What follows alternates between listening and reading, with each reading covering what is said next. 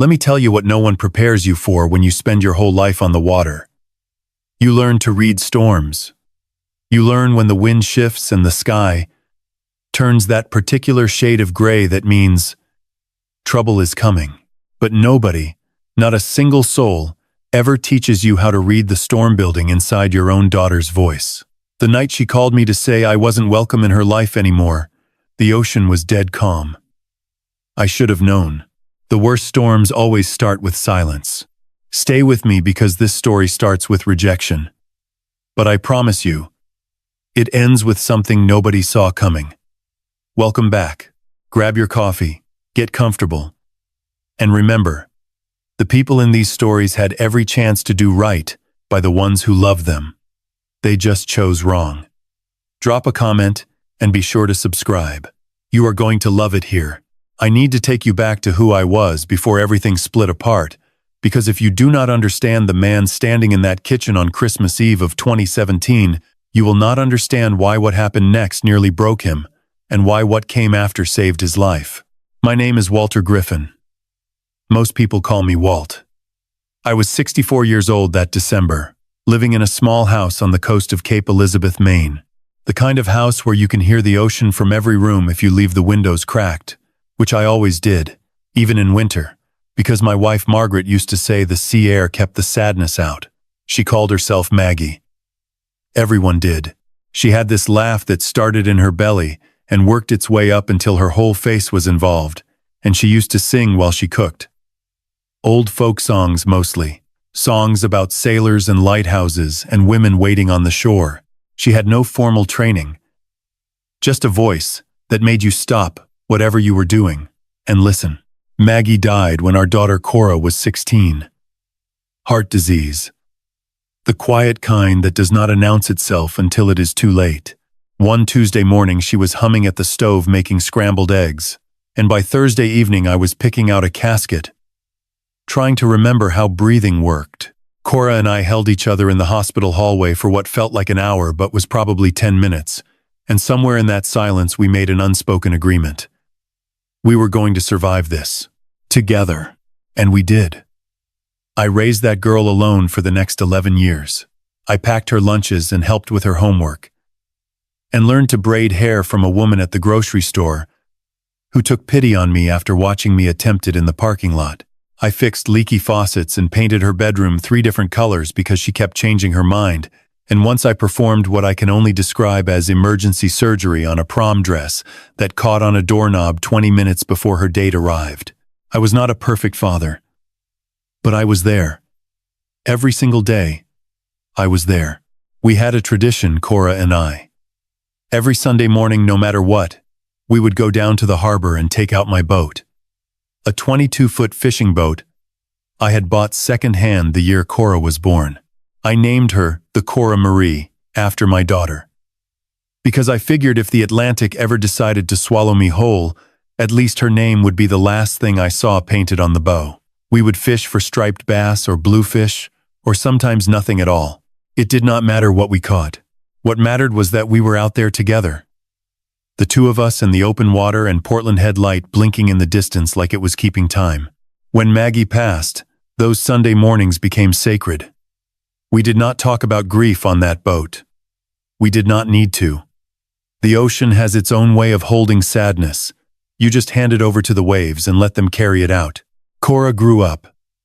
She went to college at Boston University, graduated with honors, got a job at a marketing firm downtown.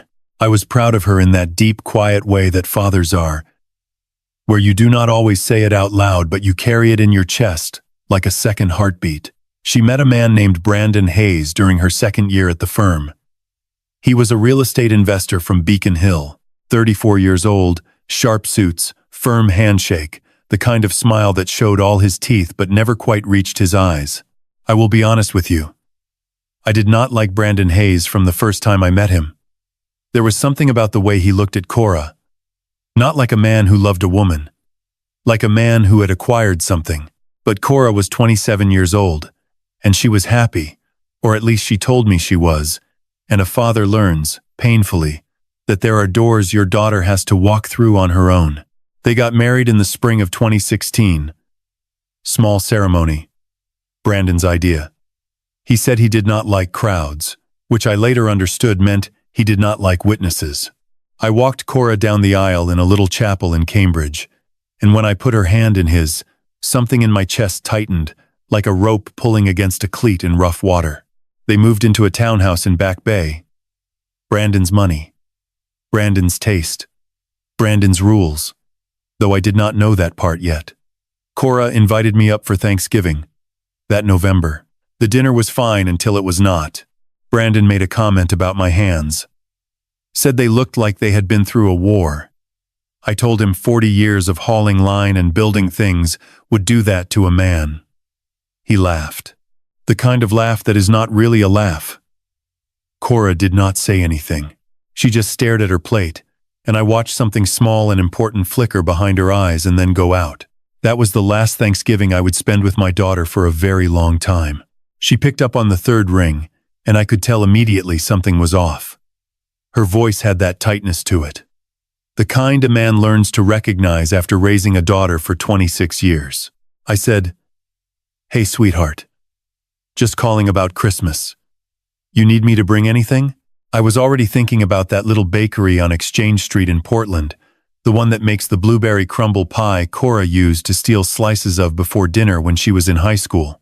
She would sneak into the kitchen barefoot and cut a thin piece from the back where she thought I would not notice, except I always noticed, because the slice marks were never straight. She got her mother's voice, but she got my inability to cut a straight line.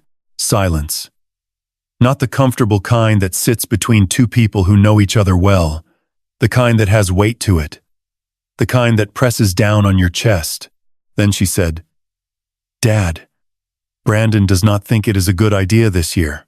I actually laughed. Out loud. A genuine laugh.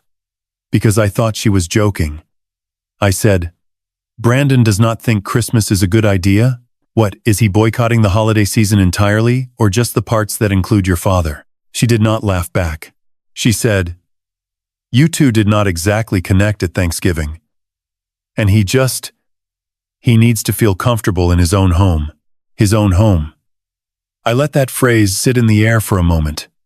The townhouse that his money paid for, sure. But the woman inside it was mine long before she was his. I did not say that. A father learns to hold certain truths between his teeth, like a fisherman holds a line, firm enough to feel the tension but careful enough not to snap it. I kept my voice even. I said, "Cora, I am not coming to visit Brandon. I am coming to see my daughter. We have done this every year since your mother passed. Turkey, bad movies, you burning the rolls, me pretending I did not notice. That is ours. That belongs to us." She went quiet again. And in that quiet, I heard something I had been trying not to hear for months. A sound in the background. Not loud, not obvious.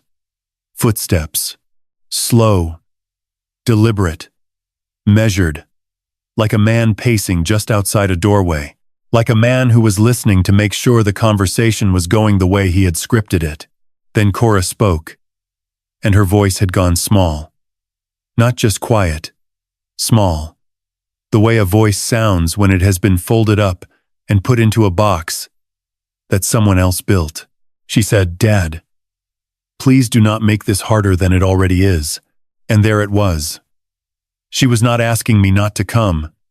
She was telling me. And the telling had that particular quality of something rehearsed, something practiced in a mirror or whispered under someone's breath until the words felt natural enough to say out loud. I know because I have spent my entire life listening to the ocean. And the ocean never lies about what the weather is doing. But people do. People lie about the weather inside their own homes all the time. I wanted to say 100 things. I wanted to say, "Sweetheart, who is making this hard? Because it is not me." I wanted to say, "Put Brandon on the phone and let me talk to him man to man." I wanted to say, "Cora Marie Griffin, I changed your diapers and taught you to tie your shoes and held your hand at your mother's funeral. And no man on this earth has the right to stand between us." But I did not say any of those things. because underneath her small voice and her rehearsed words, I could hear something else. Something that sounded a lot like, "Please, Dad. Please. Just let this go. Not because I want to, but because I have to." I said, "Okay, Cora. Just that. Okay." Because what else do you say when your daughter chooses a man over her father on Christmas Eve? What words exist for that particular species of heartbreak? I have been through storms that turned the sky green. I have watched waves taller than my boat come rolling toward me like the end of the world. But nothing, not a single force of nature I have encountered in 64 years on this planet, hit me the way that word hit me when it came out of my own mouth. Okay. The sound of a man surrendering to something he does not understand and cannot fight. I hung up. I stood in that kitchen for a long time without moving.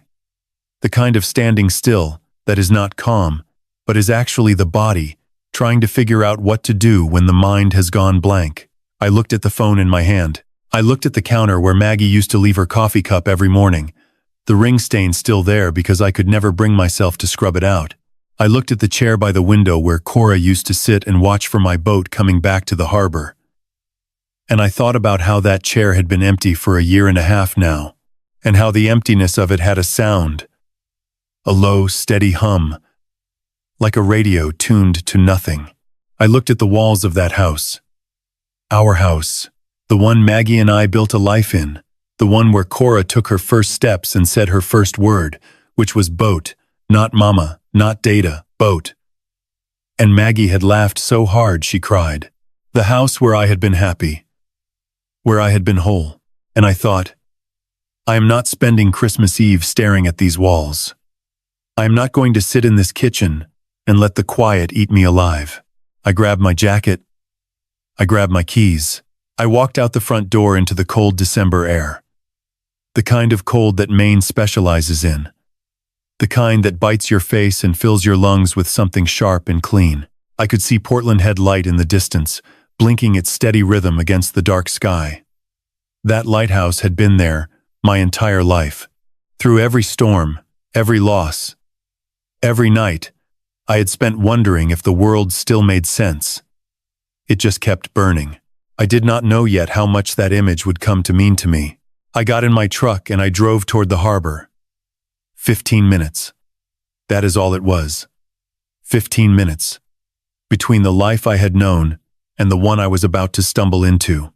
I did not know that everything I had lost was about to be replaced by something I never saw coming. I did not know that a woman with a container of Jollof rice and 3 kids who had their own broken pieces was sitting at that harbor at that exact moment, waiting, though she did not know she was waiting either. Funny how that works. The ocean takes something from you with one hand and gives you something else with the other. You just have to be willing to reach for it. The harbor at night on Christmas Eve has a particular kind of emptiness that is hard to describe unless you have felt it. It is not sad exactly. It is more like the world holding its breath between one thing ending and another beginning. The boats are all tied up, rocking gently on the black water, their masts clinking in the wind, like wind chimes made of metal and rope. Most of the slips are dark. Most people with any sense are inside, warm, surrounded by family, doing all the things people are supposed to do on the night before Christmas. I was not most people. Not anymore. I pulled into the harbor parking lot, killed the engine, and sat in my truck for a minute just watching the water. The cold had settled into everything. You could see your breath before you could form a thought. Portland Head light was doing its thing in the distance, that slow, steady pulse against the dark sky. And I remember thinking it looked lonely too, which is a ridiculous thing to think about a lighthouse, but grief makes you project your feelings onto inanimate objects. I once felt personally offended by a sunset, so there you go. I climbed out of the truck and walked down the dock to slip 14, where the Cora Miri had been sitting for the past 2 weeks. I had not taken her out since early December. The weather had been bad. But honestly, the weather had been my excuse for a lot of things lately. I stepped on board, went below to the small cabin, started a pot of coffee on the little propane burner I kept for exactly these situations, and came back up to sit in the captain's chair with my hands wrapped around the mug. The name was right there on the bow. The Cora Miri, painted in white letters that I touched up every spring.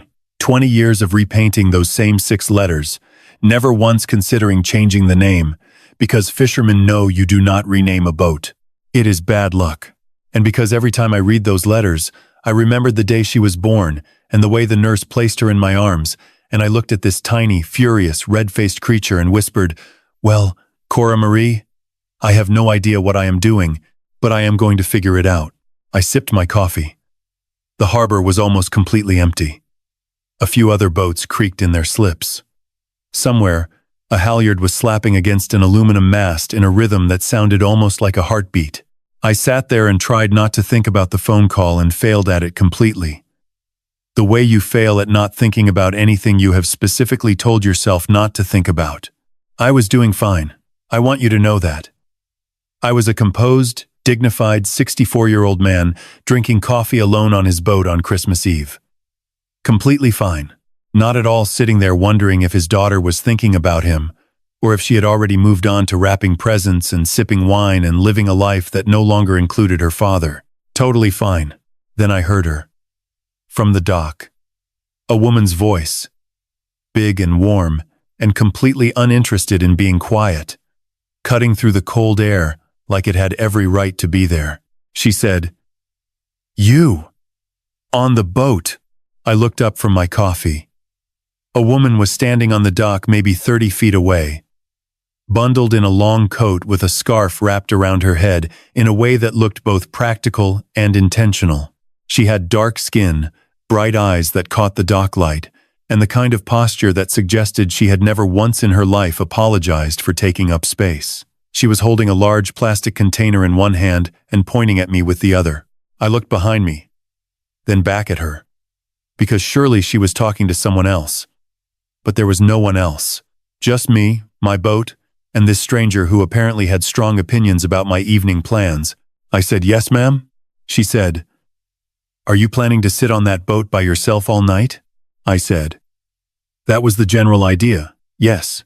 She tilted her head, looked at me the way a doctor looks at an X-ray.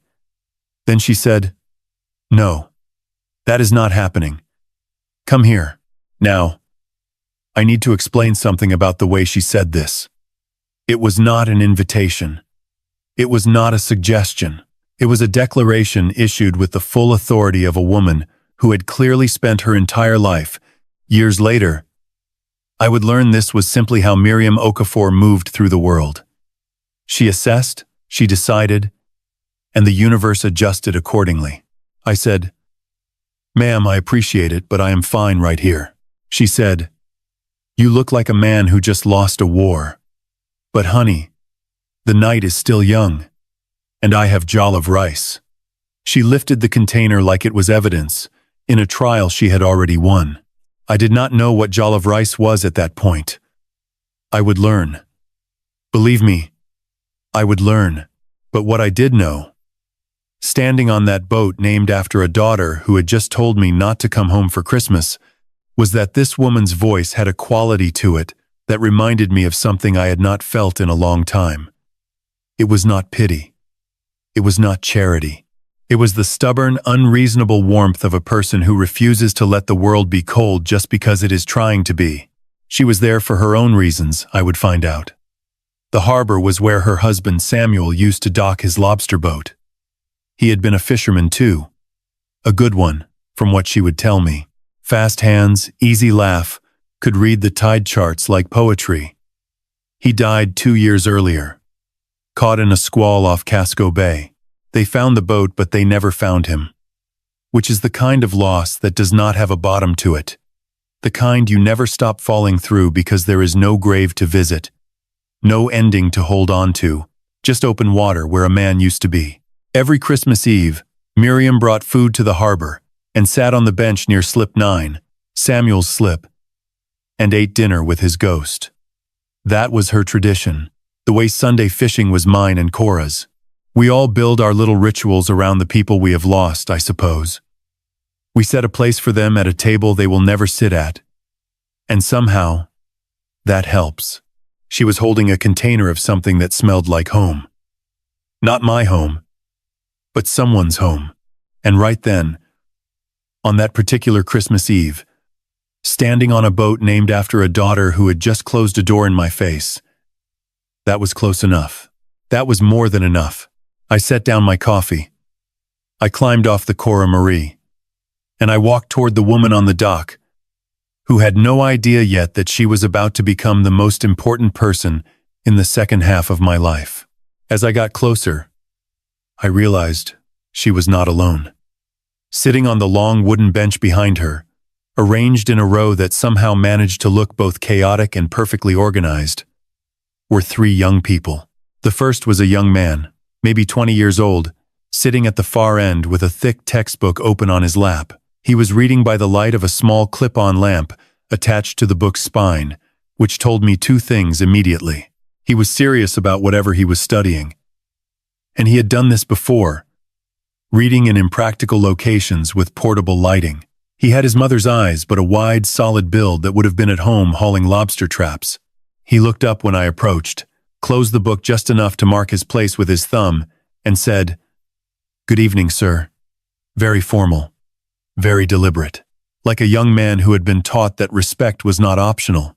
The second was a teenage girl, maybe 16, sitting in the middle with her arms crossed and her entire body radiating the specific energy of a person who had been personally wronged by the holiday season. She had braids pulled back in a way that looked both stylish and aggressive, and she was staring at the water with the expression of someone who had been dragged here against her will and wanted everyone within a 50-foot radius to know it. The third was a boy, small, maybe 10 years old, sitting cross-legged with a composition notebook open on his knees and a pencil moving steadily across the page.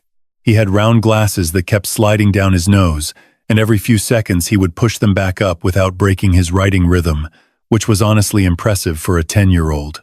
Miri, because that is what she told me to call her, not Miriam, never Miriam. Miriam is for tax documents and hospital administrators, she said. Miri waved me toward the bench and said, "Sit, eat. These are my children, and they have been told to behave, though the jury is still out on that one," the teenage girl said, without uncrossing her arms. "Mom, you cannot just invite random men from boats to eat with us," Miri said. "I just did, baby." Then she popped open the container of jollof rice, and the smell hit me like a memory I did not know I had. Tomato, pepper, something smoky, something warm. She handed me a paper plate and said, "That is Elijah. He is studying to be a doctor because his father wanted him to save lives, and he takes that assignment more seriously than any young man should." Elijah gave me a slight nod. Polite. Measured. "That is Zara. She is 16, and she hates everything right now, which is normal and temporary," Zara said. "I do not hate everything. I hate being at the harbor on Christmas Eve when all my friends are at Megan Parker's house," Miri said. "Megan Parker's parents let their children drink unsupervised. We have discussed this," Zara said. "We have discussed it. We have not agreed on it." Miri looked at me and said, "She wants to be a lawyer. I cannot imagine where she gets it. And that," Miri continued, pointing to the small boy with the notebook, "is Kofi. He is 10. And he writes down everything that happens. And I do mean everything. So be careful what you say, because it will end up in that journal." Kofi looked up, pushed his glasses up his nose, studied me with an expression far too serious for a 10-year-old, and said, "Do you catch fish, or do the fish catch you?" I said. "I beg your pardon?" He said, "My dad used to say that the fish decide whether they get caught, that the fisherman just holds the line and waits. So really, the fish are the ones in charge. Do you think that is true?" I looked at this small boy asking me a philosophical question about the nature of free will as it relates to marine life, and something cracked open in my chest. Not broke. Cracked open, like a window painted shut for a long time, finally letting in air. I said, I think your dad was a very smart man. Kofi nodded, satisfied, and went back to writing. We ate jollof rice on that dock. Paper plates on our knees, the cold biting our fingers. Harbor water lapping at the pilings. Miri told me about Samuel, how he could read tide charts the way some people read sheet music, how he laughed at his own jokes before he finished telling them, which drove her crazy when he was alive and was now the thing she missed most, how he went out on a Tuesday in November. The forecast said mild, the sea said otherwise, and the Coast Guard found his boat 3 days later, off Casco Bay, but never found him. She told me this without crying. Not because it did not hurt, but because she had carried it long enough to know its exact weight. I recognized that. I recognized it in my bones. I told her about Maggie, about the heart disease that came like a thief. I told her I had a daughter I would not be seeing this Christmas, and when I said it, my voice wavered. Just slightly. Just enough. Miri did not push. She just nodded. The way people do when they understand some pain is too fresh to poke at, and said, "Well, you are here now, and here is not a bad place to be." Then she said the thing that changed everything. Casually, the way you say something small that is actually enormous. She said, "We do Sunday fishing. Samuel's tradition. Every Sunday morning, rain or shine, we go down to the harbor." She paused. "Well, we go down to the harbor. We have not actually taken a boat out since he passed, because none of us know what we are doing on the water." She looked at me, looked at the Cora Miri, looked back at me. She said, "He would have wanted someone to keep it going." I looked at this family. These 4 people on a cold dock with jollof rice and their own broken pieces, and not a single one of them had any obligation to me. They did not know me. They just had room at their table and the grace to offer it to a stranger. I said, "I will bring the bait." Kofi looked up from his journal. He said, "I wrote you in." I said, "Wrote me in where?"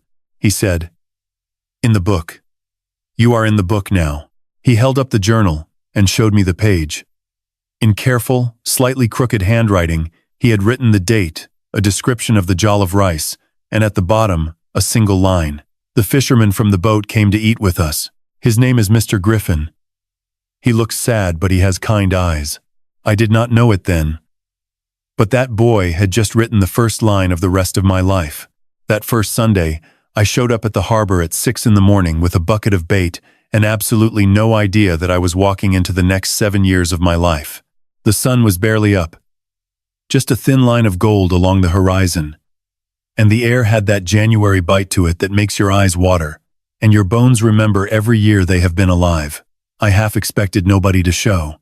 People say a lot of things on Christmas Eve that they do not mean once the real world starts again, but they were there. All 4 of them. Standing at the dock like a small, slightly disorganized expedition team. Miri had a thermos of coffee and a bag of what turned out to be Nigerian chin-chin, which is a fried dough snack that I would later learn to consider one of the essential food groups. Elijah was carrying a toolbox, which confused me until I realized he had noticed the loose railing on the Cora Miri during our dinner and had decided to fix it without being asked. Zara was wearing sunglasses despite the fact that the sun had barely committed to showing up, and Kofi was already writing in his journal, documenting the temperature, the cloud cover, and the exact time of arrival of every member of the party. I said, "You are all here," Miri said. We said Sunday. "It is Sunday. Were you expecting us to be unreliable?" I said. "I was expecting to fish alone and talk to seagulls," Kofi said. Without looking up, seagulls are not good conversationalists. They only talk about food. I stared at this child. Then I laughed. A real laugh. The kind that surprises you, because you had forgotten you still had it in you. That first morning, I took them out on the Cora Miri. Elijah helped me with the lines, moving carefully but confidently, the way a young man moves when he wants to get something right on the first try. Zara sat at the bow with her arms crossed, which I was beginning to understand was less about hostility and more about armor. Miri stood beside me at the helm and said, "Samuel always drove the boat. I was the one who told him he was going too fast, so at least that part I can still do." And Kofi sat at the stern with a fishing rod that was almost as tall as he was, and I taught him how to cast. It took 7 tries before the line went where it was supposed to go. And on each failed attempt, he would push his glasses up, frown at the water like it had personally insulted him, and say, "Again," not frustrated, just determined. On the 8th cast, the line sailed out clean and landed with a soft splash about 40 feet from the boat. He looked at me. I looked at him. He said, "Did you see that?" I said, "I saw it." He wrote it down immediately. By the end of that first morning, Kofi had caught 2 mackerel and documented both with the scientific precision of a marine biologist. Species, approximate weight, time of catch, and, because he was Kofi, a brief physical description. Fish number 1, he read to me. Silver with blue stripes. Seemed surprised to be caught. Released. Fish number 2, larger, less surprised. Also released. I said, "You released them both?" He said, "Dad said the fish decide." I just wanted to meet them. Something turned over in my chest. Quiet. Slow. Like a tide changing direction. Elijah and I started working on the Cora Miri that afternoon. She needed it. 2 years of neglect had left her rough around the edges. The way neglect always does. With boats and with people. We sanded and sealed and replaced a section of rotted transom, and while we worked, Elijah talked. Not a lot, but enough. He told me his father had wanted him to be a doctor, and he was doing it. All of it. The studying, the exams, the sleepless nights, because he owed Samuel that.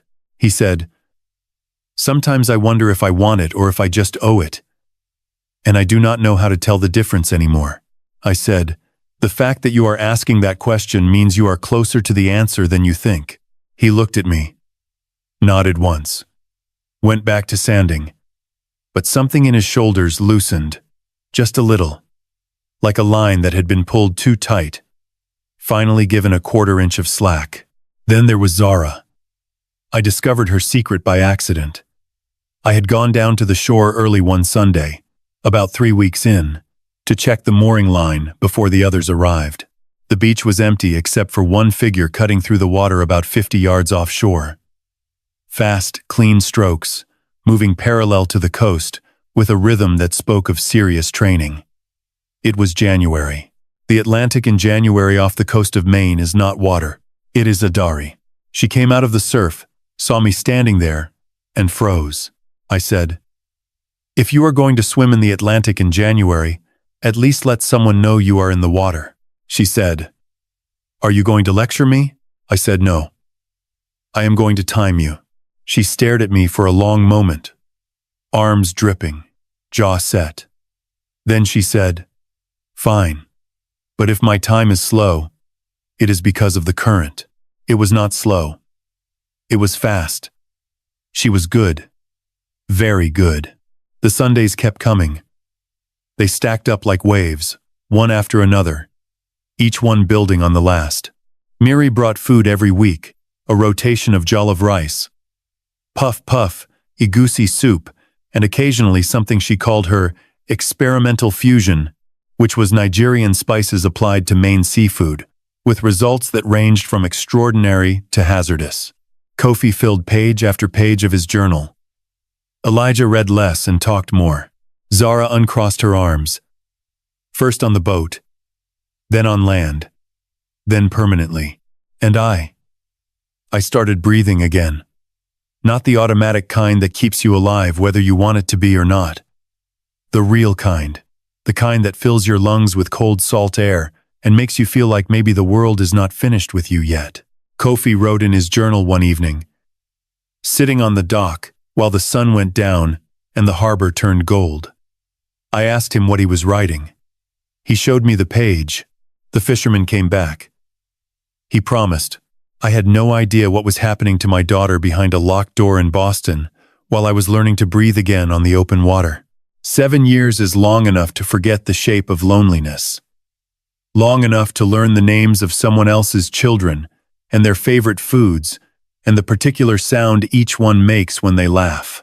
Long enough to build something so real and so solid that you almost stop grieving the thing you lost. Almost. But 7 years is not long enough to forget the sound of your daughter's voice getting smaller, and that is what happened. Month by month, call by call, Cora's voice got smaller. I need you to understand that I never stopped calling. Not once in 7 years. The first day of every month, I picked up that phone and I dialed my daughter's number. It was not a decision I made each time. It was gravity, the way the tide comes in, whether the shore wants it to or not. Year 1, she still answered. Most of the time. The conversations were short and careful, like someone walking across a frozen pond, testing each step before committing their weight. She would say, I am fine, Dad. Brandon is good. Work is busy. I will try to call more. The words came out in the right order, but they sounded pre-approved, like someone had reviewed them before she was allowed to say them out loud. I told her about Maine, about the winter, about a 10-year-old boy who was documenting every fish in the Atlantic, one journal entry at a time. She would say, That sounds nice, Dad. And then the line would go quiet, and I could almost hear her glancing over her shoulder. Year 2, the calls got shorter. Sometimes she answered, and sometimes she did not, and the ones she answered had a new quality to them. She would whisper, not always, but sometimes, in the middle of a sentence, her voice would drop like someone had turned a dial. And I knew, the way you know when the barometer drops before a storm, that she was not alone in the room, even when she said she was. She would say, I have to go, Dad. Brandon needs the phone. Who needs the phone in the age of everyone having their own phone? But I did not push. I told myself she was busy. I told myself marriages are complicated. I told myself all the things you tell yourself when the truth is sitting right in front of you, but you are not ready to pick it up yet. Year 3. She stopped answering altogether. My calls went to voicemail. A generic, automated message. Not even her voice anymore. I left messages every month. I told her about Kofi catching a striped bass that was almost as long as his arm and how he had written a full paragraph about its facial expression. I told her Zara had won the county swim meet and pretended not to care, which fooled no one. I told her Elijah was in his 3rd year of medical school and had started smiling more, which his mother claimed was either personal growth or exhaustion, and she was not sure which. I told her I loved her. Every message. Every month. I love you, Cora. I am right here. She would text back occasionally. Short messages that read like telegrams from a war zone. Thanks, Dad. Busy week. Talk soon. She never did. I sent cards on her birthday, on Christmas, on Easter. I sent them to the Back Bay address and hoped they arrived. I never got a response, but the cards were never returned either. So I told myself she was getting them. I told myself she was reading them late at night when the house was quiet, holding them the way I held Maggie's coffee cup, as evidence that something good had once existed. And all the while, the Sundays kept happening. Life with Miri and her kids kept growing in ways I had not expected. In year 2, Kofi caught a bluefish so large he could not reel it in alone, and Elijah had to grab the rod behind him, while Zara shouted instructions from the bow that were technically accurate, but delivered at a volume that startled the fish into fighting harder. They landed it together. All 4 of them. Kofi documented the entire event across 3 journal pages and titled it, The Great Battle of Casco Bay. Miri framed the entry and hung it in her kitchen. In year 3, Zara qualified for the state swim championship. She came in 4th, which made her furious. I told her 4th in the state of Maine was not something to be ashamed of. She said, I am not ashamed. I am angry. There is a difference. Fourth means, I was close enough to see what first looked like. I said, then you know exactly what you are aiming for next year. She looked at me with something that was not quite a smile but was in the same neighborhood, and she said, you sound like my dad. That was the first time any of them had compared me to Samuel. I did not know what to do with it, so I just nodded and handed her a towel. The two halves of my life kept running side by side like parallel currents. One warm, moving, full of noise and fish and jollof rice and Kofi's journal entries. The other cold, still, defined by unanswered calls and three-word text messages and a silence that grew thicker every month. And then, at the end of year 3, I decided to send Cora something more than a card. I went down to the cabin of the Cora Miri and opened the small wooden box where I kept Maggie's things. Not many things. Her watch, a photograph from our wedding, and a vinyl record, an old folk recording of a song called The Water is Wide, the one Maggie used to sing in the kitchen every Sunday morning while the coffee brewed. Cora knew that song by heart. It was the last thing her mother ever hummed. 2 days before the hospital, standing at the stove, not knowing the world was about to end, I packaged it carefully. I wrote Cora's name on the front in my own handwriting. I mailed it to the Boston address and told myself she would hear her mother's voice pressed into that vinyl and remember who she was, remember who we were. 2 weeks later, the package came back. There are certain objects that become heavier than they should be. A phone that does not ring, a chair that stays empty, and a package that comes back to you with someone else's handwriting on it. I was standing in the post office parking lot holding the package I had mailed to Cora 2 weeks earlier. It had been returned. That, by itself, was not what made the ground shift under my feet. Packages get returned. Wrong addresses, missed deliveries, it happens. What made the ground shift was the handwriting. Across the front of the package, in sharp, angular letters that I had never seen before, someone had written, "Return to sender." 3 words. Not Cora's handwriting. I knew Cora's handwriting the way I knew the sound of her voice. She wrote in soft, rounded letters that leaned slightly to the right, the same way Maggie's did. This was not that.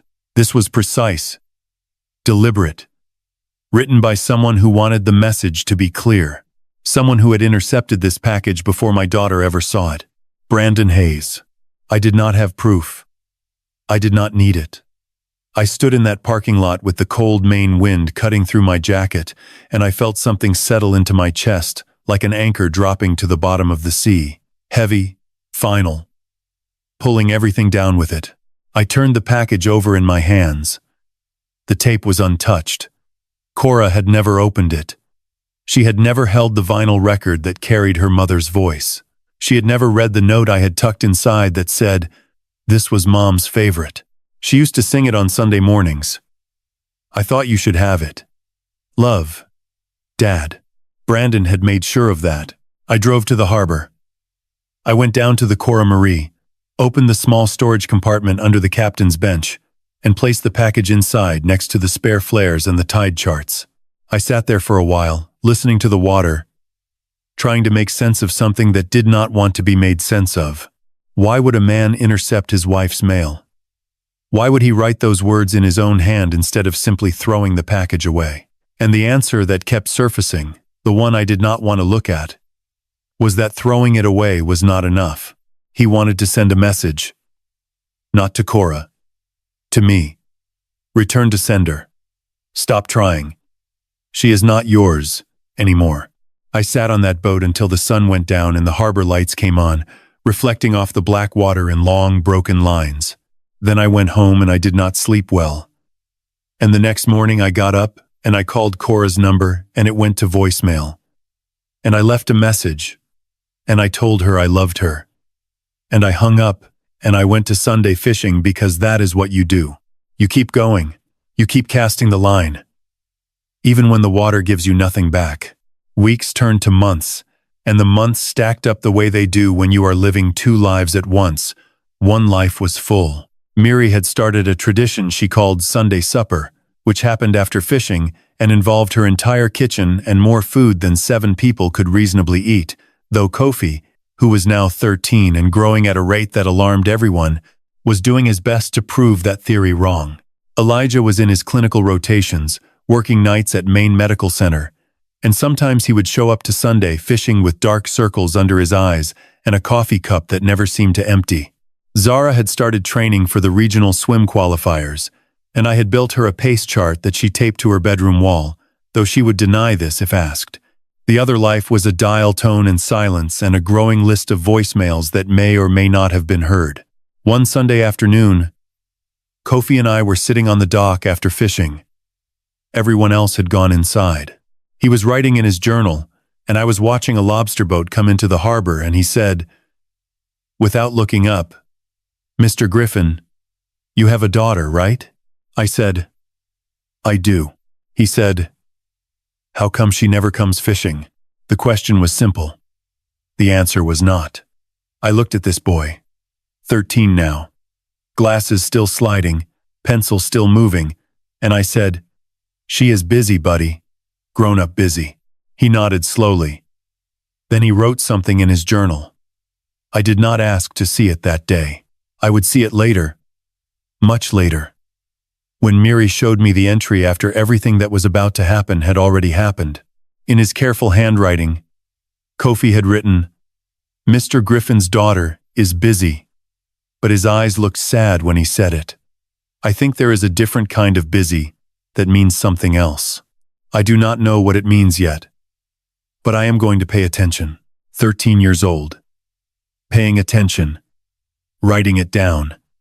That boy saw things the rest of us were too afraid to look at directly. The months kept moving. I kept calling. The calls kept going to voicemail. I kept sending cards on birthdays and holidays, and they were never returned now, which I told myself was a good sign, but which I understand now meant something else entirely. It meant Brandon had refined his system. It meant the cards were arriving at the house and being removed before Cora ever knew they existed. It meant somewhere in Boston there was a drawer or a box or a trash can filling up with evidence of a father who had never stopped trying to reach his daughter. But I did not know that yet. All I knew was the silence. And the silence was getting louder. Year 4 arrived the way seasons change in Maine, gradually and then all at once, and on an unremarkable Tuesday afternoon, I drove to the hardware store in Portland to buy marine screws for a repair on the Cora Marie's transom. I was reaching for a box on the 3rd shelf when I heard a voice behind me say a name I had not heard spoken out loud in a long time. "Mr. Griffin?" "Oh my God, Mr. Griffin. Is that you?" I turned around and there she was. Dana Whitfield, Cora's college roommate. The girl who used to drive up to Cape Elizabeth on long weekends and eat lobster rolls on the porch and laugh so loud the neighbors could hear her from across the street. She had been part of the furniture of Cora's life for years, the kind of friend who shows up with wine and no warning and stays until someone falls asleep on the couch. I had not seen her in over 3 years. She looked different. Older the way everyone looks older when you have not seen them in a while, but also something else. Worried. She had that particular expression around her eyes that people get when they have been carrying a question they are afraid to ask. She hugged me. Hard. The kind of hug that tells you someone has been thinking about you, even though they have not called. And I hugged her back, because I did not know what else to do. Standing in the fastener aisle of Portland Hardware, holding a box of marine screws with my heart suddenly pounding in my ears. She pulled back and said, "Mr. Griffin, how is Cora doing?" "I have not been able to reach her in forever," I said. "What do you mean?" She said, "I mean I have called, texted, sent messages through her work email, through her personal email. I even tried sending a letter to the house. She just went quiet about 2 years ago. I figured maybe I did something wrong, but nobody can tell me what." I asked around. Becca from her office said Cora left the firm. Just quit one day. No explanation. And Rachel from our college group said she got a message from Cora's number saying she needed space from everyone and please do not contact her anymore. But Mr. Griffin, that message did not sound like Cora. The words were wrong. Cora does not talk like that. I stood there in that aisle. The fluorescent lights were buzzing above me. A man walked past with a cart full of lumber and did not look at us. The world was going on about its business, and I was standing still inside it, holding a box of screws and listening to someone confirm what I had been feeling in my gut for months, but had not been brave enough to say out loud. I said, "You are not the first person to tell me that." That was not entirely true. She was the first person to tell me that. But the package with Brandon's handwriting had told me first, in its own way. And Kofi's journal entry had told me, in his way. And every single voicemail I had left that went unanswered had told me, if I had been listening with the right part of myself. Dana looked at me with something I can only describe as worried recognition, like she had been holding a puzzle piece for 2 years and had just found the edge it connected to. She said, "Mr. Griffin, is she safe? Is he safe with her?" And there it was. The question I had been circling for 4 years, but had not been brave enough to land on. 9 words. Is she safe? Is he safe with her? 9 words that rearranged everything I thought I knew about my daughter's silence. I did not have an answer for Dana. I wanted to. God knows I wanted to stand in that hardware store and say, yes, she is fine. She is just busy. She is living her life. But the words would not come, because they were not true, and I had spent 68 years on this earth, and every one of those years had taught me that lying to a person's face when they are asking you about someone they love is a cruelty I was not capable of. I gave her my number. I told her to keep trying. I told her if she heard anything at all, to call me day or night. She nodded and hugged me again. And this time, the hug was different. It was the hug of 2 people standing on the same shore looking at the same dark water and not knowing what was underneath. I drove home. The 20-minute drive from Portland to Cape Elizabeth felt like it took 2 hours.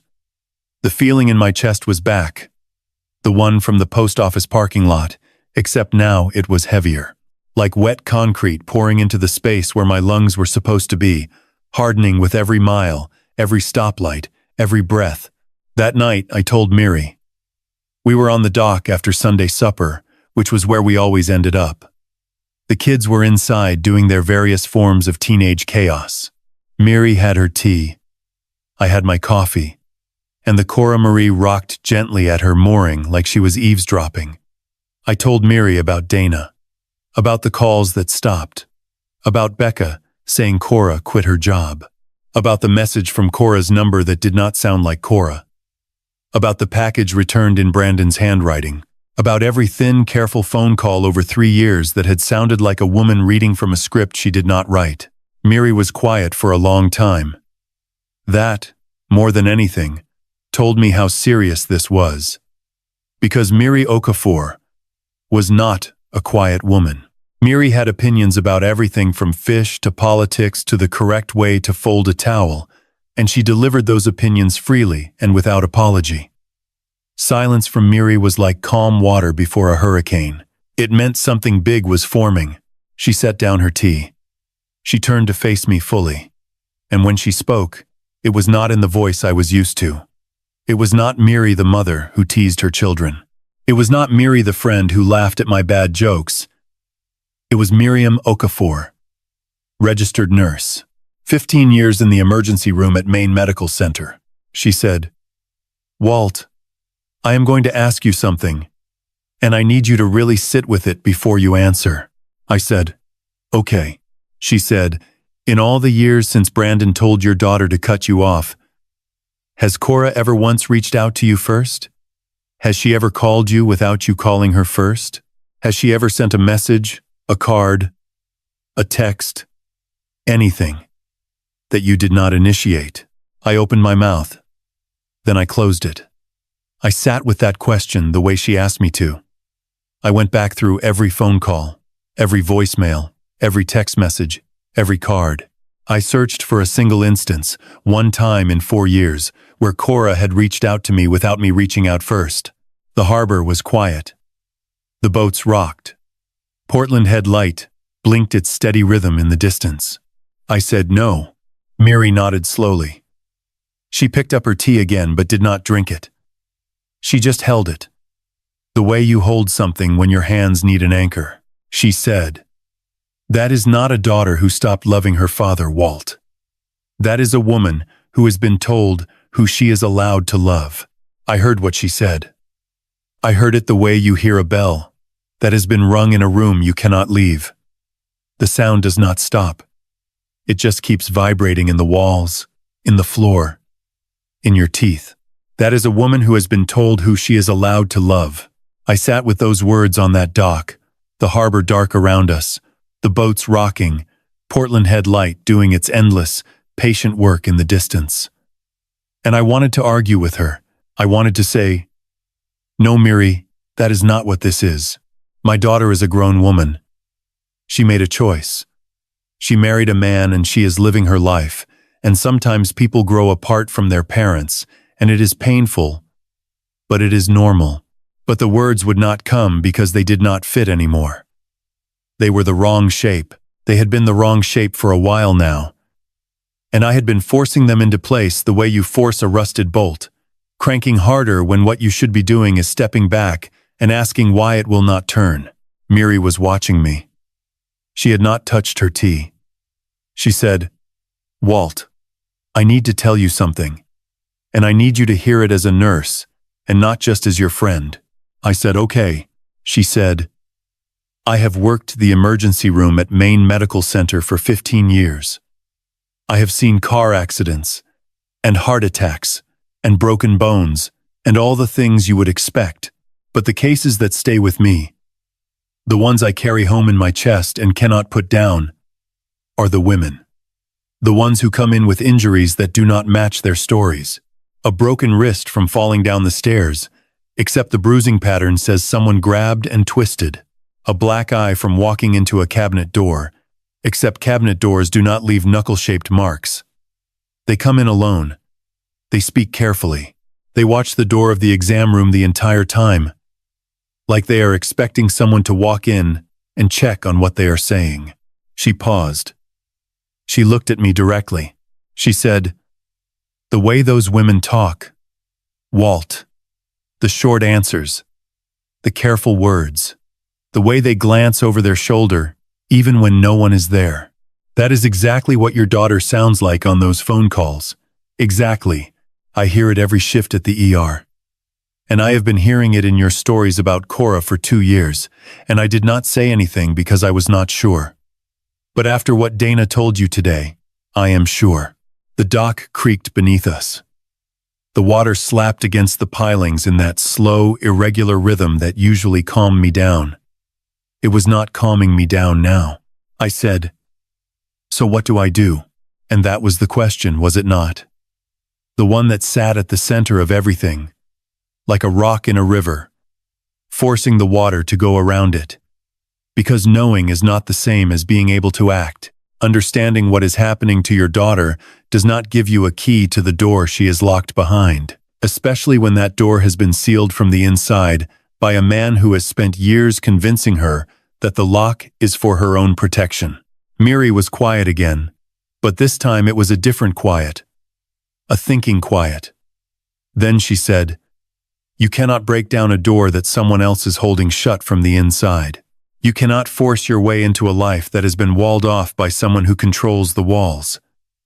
But you can do something, Walt. You can make sure that when she opens that door, and she will open it, because they always do, one way or another, you are standing right there. On the other side, exactly where you have always been. I looked at her.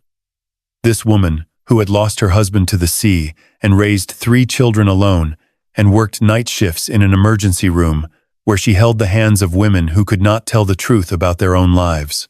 This woman who had invited a stranger to eat jollof rice on a dock on Christmas Eve because she decided in 30 seconds that he had a good soul, and she had been right. I said, I have been calling every month for 4 years, leaving messages, sending cards, and none of it has gotten through. She said, it has gotten through. Maybe not to her hands, maybe not to her ears, but somewhere in that house, The evidence of you exists. Your handwriting on an envelope, your voice on a voicemail. Even if Brandon intercepts every single one, he cannot erase the fact that you tried. And one day, she is going to find one. One card. One letter. One voicemail he forgot to delete. And that is going to be the crack in the wall. She picked up her tea, finally, and took a long sip. Then she said, more gently now, and in the meantime, you have a family sitting inside that house who needs you at the table on Sunday. Do not disappear into this, Walt. That is what men like Brandon want. They want everyone to give up. They want the silence to win. Do not let it. I nodded. I did not trust my voice to work properly, so I just nodded. We sat on that dock for a long time after that. The harbor settled into its nighttime sounds, the creak of ropes, the distant clang of a buoy, the low hum of the lighthouse turning. Miri did not say anything else, and neither did I. We just sat, the way two people sit when they have said the important thing and now they are letting it find its place. I looked at Portland Head Light, that steady, ancient pulse against the black sky. I thought about what a lighthouse does. It does not chase the ships. It does not scream into the darkness begging anyone to come home. It just keeps burning, night after night, storm after storm. It stands there and it burns, and it trusts that eventually the ones who need it will see the light and find their way back. I decided that night that I was going to be a lighthouse. I was going to keep burning. I was going to keep calling, keep sending cards, keep leaving voicemails. Not because I believed they were reaching Cora, but because the day she broke free, the day she finally opened that door, I needed her to find a trail of light, leading all the way back to me. I kept that promise for 2 more years. I called. I sent cards. I left messages. I told her about the ocean and the fish and the family that had become mine, and the chair at Sunday supper that had her name on it, even though she did not know it existed. And then, halfway through year 5, the calls stopped going to voicemail. They stopped going anywhere at all. The number was disconnected. And the silence that followed was not like the silence before. It was total. It was absolute. Like the ocean itself had swallowed my daughter's voice and closed over it without leaving a ripple. Year 5 began with silence. Total, complete silence. And I did not know it yet.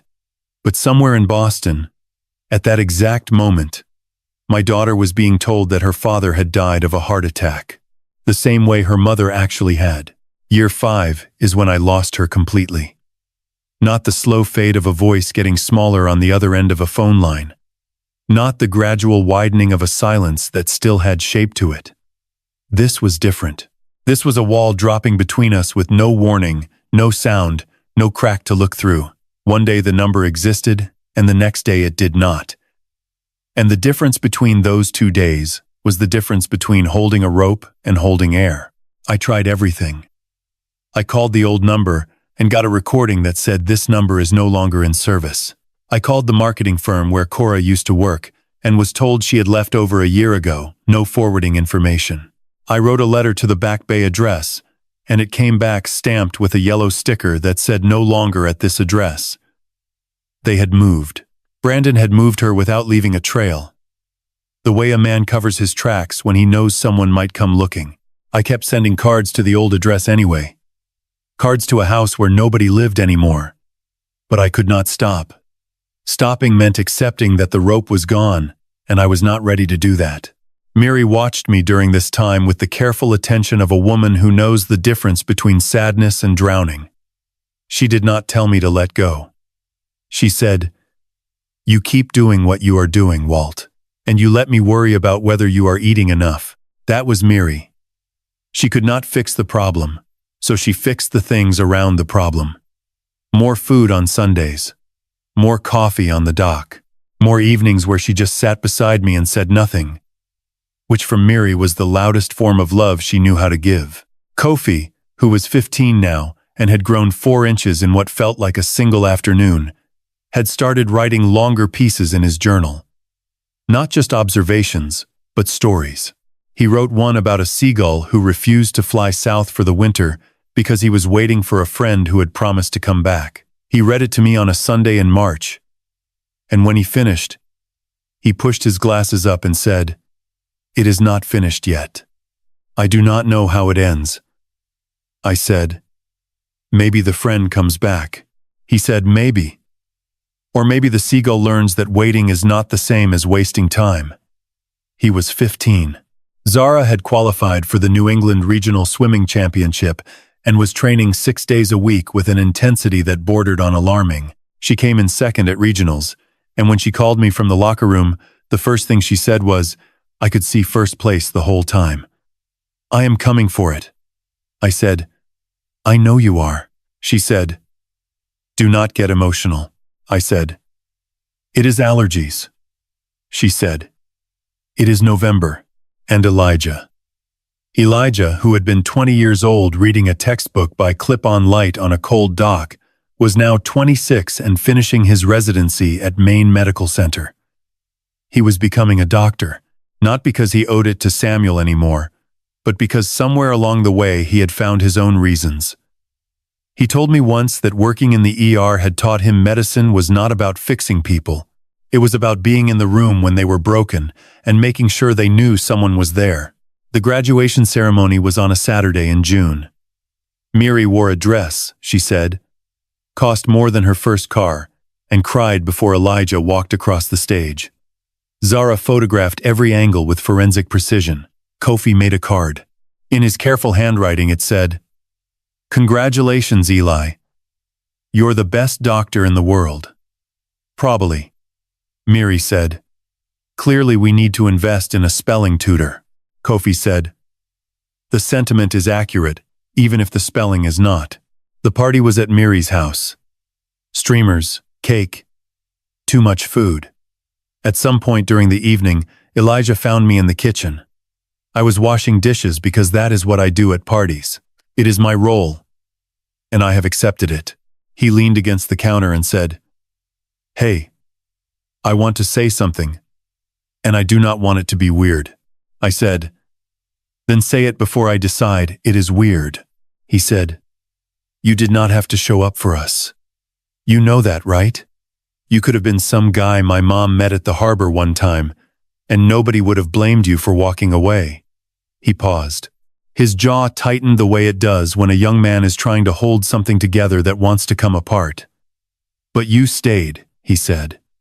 "Every Sunday, every game, every exam, every midnight phone call when I was convinced I was going to fail pharmacology." He looked at me. "You are the father I needed when mine could not be here anymore. And I need you to know that." I looked at this young man. This kid who had been under a clip-on light on a cold dock 6 years ago. I said, "Elijah, showing up for you people is the easiest thing I have done in years." He nodded. Then he hugged me. Firm. Real. The kind of hug that does not leave room for pretending it did not happen. Zara appeared in the doorway and said, "Are you two being emotional in my mother's kitchen? Because dinner is getting cold, and I refuse to let Kofi eat all the jollof rice again." Elijah said, "We are not being emotional," she said. "Both of you are terrible liars." She walked away. I wiped my eyes with the back of my hand. Just for the record, that night, after the party, I sat on Miri's porch alone. Kofi had left his journal on the table, open to the day's entry. I should not have read it, but I did. In his careful handwriting, he had written, "Mr. Griffin smiled today, but his eyes did not. I think he is happy for Elijah, but sad about his daughter. I think you can be both things at the same time. And I think that is the hardest thing a person can be." 16 years old. Seeing everything. Writing it all down. The years kept moving. Year 6. Year 7. The Sundays kept coming. The family kept growing in all the ways that matter, and I kept the lighthouse burning, even though I no longer knew if anyone was out there looking for the light. Then came the storm. February, year 7, a Tuesday. And I do not mean the weather. though the weather was trying its best to tear Maine off the map. There is a particular kind of silence that comes before a February storm in Maine.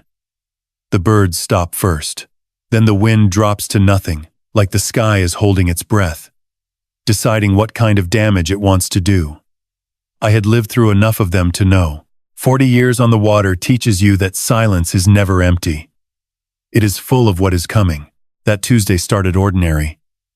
Miri had left a container of agouti soup on my porch the night before with a sticky note that read, "Eat this before it judges you." I warmed it on the stove, ate standing at the kitchen window, and watched the clouds stack themselves along the horizon like gray bricks building a wall. The forecast said 6 to 8 inches of snow by midnight, winds out of the northeast at 30 knots, the kind of storm where you check the lines on your boat, lock the shutters, and stay inside with a book you have already read twice.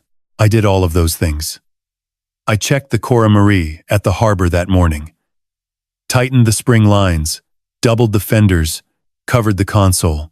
Elijah called around noon to make sure I had batteries and candles. Zara texted a single word. "Alive?" I sent back. "Unfortunately." She replied with 3 laughing emojis and a middle finger, which is how Zara says she loves you. Kofi sent nothing, which was unusual. That boy documented everything. Weather events were his favorite entries. A nor'easter without a Kofi journal update was like Christmas without Miri's chin-chin. Something felt incomplete. But I told myself he was probably writing and would send me 3 pages by morning. By 4 in the afternoon, the snow had started. Not the gentle kind that settles quietly on your shoulders. This was the horizontal kind. The kind that hits your windows like gravel, thrown by someone who means it. I sat in the living room with the wood stove burning and the lamp on and Maggie's old quilt across my legs, and I listened to the house creak against the wind the way it always did. And I thought about my daughter. 7 years. I had not heard Cora's voice in over 2 years. Had not known her address in nearly 3. Brandon had moved her somewhere I could not find, and for the past 26 months, I had been sending Christmas cards and birthday letters to a P.O. box that may or may not have still been active. I never got a response. I never got a return. The letters just disappeared into whatever life Brandon had built around her, and I sat in Maine and kept the lighthouse on and hoped she could still see it. The knock came at 9:17. I know the exact time, because the power had gone out at 8:41, and I had been watching the battery clock on the kitchen wall, counting the minutes until the storm peaked so I could calculate when it would pass.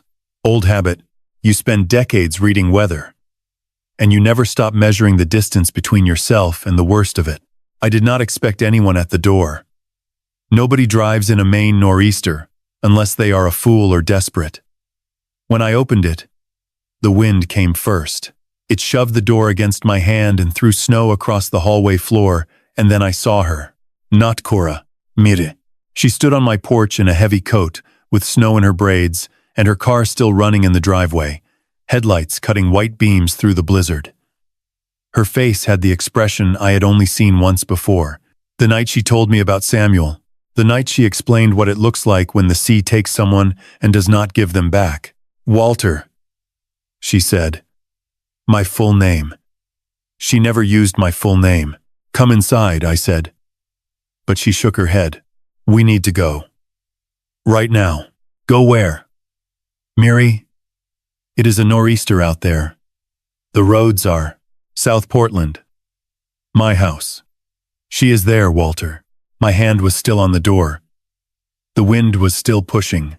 Snow was melting on the hallway floor and soaking into the rug Maggie had picked out in 1992, and I could hear the wood stove ticking behind me and the clock on the wall marking 9:18, and none of it mattered. "Who?" I said. But I already knew. My body already knew. My knees understood before my brain did. "Cora," Miri said. "She showed up at my door 20 minutes ago. She is shaking, and she will not stop crying. And she keeps saying your name." I did not get my coat. I did not turn off the stove. I did not lock the door. I walked out of that house in a flannel shirt and boots I had not laced, and I climbed into Miri's car, and she reversed out of the driveway without a word. The windshield wipers fought the snow and lost, and Miri drove with both hands on the wheel, and her jaw set tight, and the only sound was the engine and the storm trying to push us off the road. "How?" I said. "I do not know everything yet." She drove from Boston. 5 hours in this weather. She showed up at my front door instead of yours. "Why yours?" Miri looked at me for exactly 1 second before her eyes went back to the road. "Because Brandon told her you were dead, Walter. He told her you died 2 years ago. A heart attack. The same way Maggie went." The car kept moving. The wipers kept losing. The storm kept screaming against the windows. And I sat in the passenger seat of Miriam Okafor's Subaru and felt the entire world I had built over 7 years crack open like ice on a spring river, and underneath it was something I had not allowed myself to feel in a very long time. My daughter was alive. My daughter knew my name. My daughter had driven through a nor'easter to find me, and Brandon Hayes had told her I was dead. Miri drove the way she did everything. With purpose, without hesitation, and with the quiet understanding that panic is a luxury you cannot afford when someone you love is waiting. The roads between Cape Elizabeth and South Portland were barely visible. Snow had erased the lane markings and covered the stop signs and turned the world into a single shade of white that swallowed the headlights 3 car lengths ahead. She held the wheel and drove. I sat beside her and said nothing. My daughter was alive. My daughter thought I was dead. Every sentence I tried to build in my head collapsed under the weight of what Brandon Hayes had done, and so I sat with my hands on my knees and watched the wipers drag snow off the glass and tried to remember how to breathe like a normal person. The drive took 11 minutes. It usually took 7. When Miri turned onto her street, every light in the house was on. Elijah's truck sat in the driveway at an angle that meant he had arrived in a hurry. Miri pulled in behind it and turned off the engine, and for 3 seconds neither of us moved. "Walter," she said quietly. "She does not look the way you remember." I nodded. I did not ask what that meant. Elijah is with her. Zara made tea. Kofi is sitting beside her and has not said a word, which means he understands this is bigger than words. She put her hand on my arm. "When you walk in there, you are going to want to fall apart. I need you to not fall apart." "Not yet." She needs her father standing up. "You can break later. I will hold the pieces." The wind hit me like a fist when I opened the car door. I walked up Miri's front steps in unlaced boots and a flannel shirt and opened the door, and the warmth inside hit me so hard, I almost stopped walking. Elijah stood by the kitchen doorway in his hospital scrubs, arms folded, face tight with the expression he wore when he talked about patients he could not fix. Zara sat cross-legged on the floor, her phone face down, which meant she had decided the world outside this room did not exist. Kofi was on the couch with his notebook closed and his pen capped. He looked up at me with those round glasses and did not smile and did not wave, and I understood. Then I saw her. Cora was sitting at Miri's kitchen table. The same table where I had eaten jollof rice and pepper soup 100 times over 7 years. She was wrapped in the blue and gold blanket Samuel had brought back from Lagos. Her hair was wet. Her hands were around a mug she was not drinking from. She was thinner than the last time I had seen her, so much thinner that the blanket seemed to swallow her, the way the snow outside swallowed the road. She looked up. 7 years. 7 years of voicemails and birthday cards sent to addresses that no longer existed. 7 years of a vinyl record returned with handwriting that was not hers. 7 years of a lighthouse left burning for a ship I was not sure was still sailing. "Dad," she said. 1 word. 3 letters. The smallest sound in the English language that can break a grown man completely. I crossed that kitchen in 4 steps. I knelt beside her chair the way I used to kneel beside her bed when she was 5 and afraid of thunderstorms. I took her hands. They were cold. They were so cold. And she looked at me like she was seeing a ghost. Because to her, that is exactly what I was. "He told me you died," she whispered. "He said it was your heart. Like Mom. He said you were gone, and nobody came to the funeral because you had pushed everyone away. And I believed him, Dad. I believed him because he had already taken everything else. And I did not have enough left to question it. I held her hands and let her talk because Miri was right. She needed her father standing up. Not crumbling. Not yet. 2 years. She said. I grieved you for 2 years. I sat in a bathroom and cried for you. And he stood on the other side of the door and told me I was being dramatic. Kofi's pen was moving. I did not see him open his notebook, but it was open and he was writing, and I knew whatever he put on that page would be more honest than anything I could say.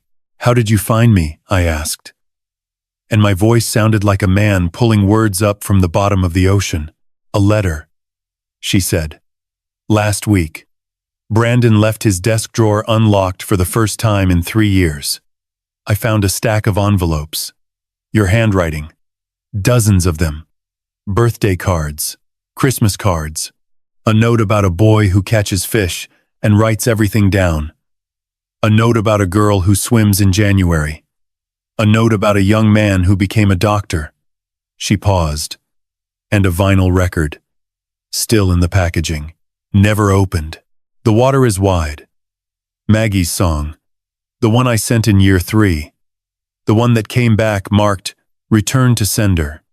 It had not come back at all. He had kept it. He had kept everything. I packed a bag while he was at a showing. I drove north. I did not know your address because he deleted your contact years ago. But one of your letters mentioned a woman named Miri and Sunday suppers in South Portland. I searched until I found this house. I knocked. And a woman I had never met opened the door and looked at me and said, "You are Cora." Like she had been waiting for me for 7 years. I looked at Miri. She was leaning against the counter with her arms crossed and tears running down her face without a sound. The way a woman cries when she has seen this story before and is grateful it did not end the other way. She was, I said to Cora. She was waiting. We all were. Nobody slept that night. The storm buried South Portland under 9 inches of snow, and the power flickered twice, and Miri's house became the only lit thing on the street, glowing against the white, like a ship that refused to sink. Cora fell asleep on the couch around 2 in the morning with the Lagos blanket still around her shoulders and her fingers still curled around mine. I sat on the floor beside her and did not move. My knees ached. My back ached. I did not care. I would have sat on broken glass if it meant being close enough to hear her breathe. Miri moved through the house the way she moved through an emergency room. Quiet. Efficient. She made a bed for me in the guest room I would not use. She put fresh towels in the bathroom. She brewed a pot of coffee at 3 in the morning and set a cup beside me without a word. Elijah sat at the kitchen table with his laptop open, reading something I could not see. His face lit blue by the screen. Zara had fallen asleep on the floor beside the couch with a pillow she had pulled off the armchair. Positioned between Cora and the front door like a guard dog, who happened to be a 23-year-old swimmer. Kofi had gone to his room around midnight. I found out later he had written 11 pages. When the sun came up, the world outside was silent and white and still. The storm had passed. The plows had not yet come through. Miri's street looked like a painting, untouched and impossibly clean, and I sat in that quiet house and looked at my daughter sleeping and thought about every card I had sent and every voicemail I had left and every Sunday I had spent on a boat named after her, and I understood that none of it had been wasted. Every word I had written had ended up in a drawer in Boston, but the words had survived. The words had brought her home. Cora woke at 7:15.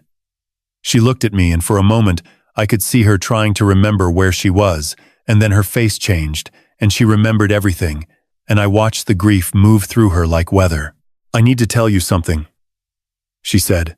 "You do not need to tell me anything." "Yes, I do. Because if I do not say it now, I will find a way to bury it again, and I cannot do that anymore." Miri sat down across from us. Not because she was asked, because she knew. Elijah moved to the kitchen doorway. Zara sat up from the floor with pillow marks on her cheek and said nothing, which was the loudest thing Zara had ever not said. Cora told us about the drawer. Brandon's office in their Boston apartment had a mahogany desk with a locked bottom drawer. She had never seen inside it. He carried the key on his keychain next to the fob for his Mercedes.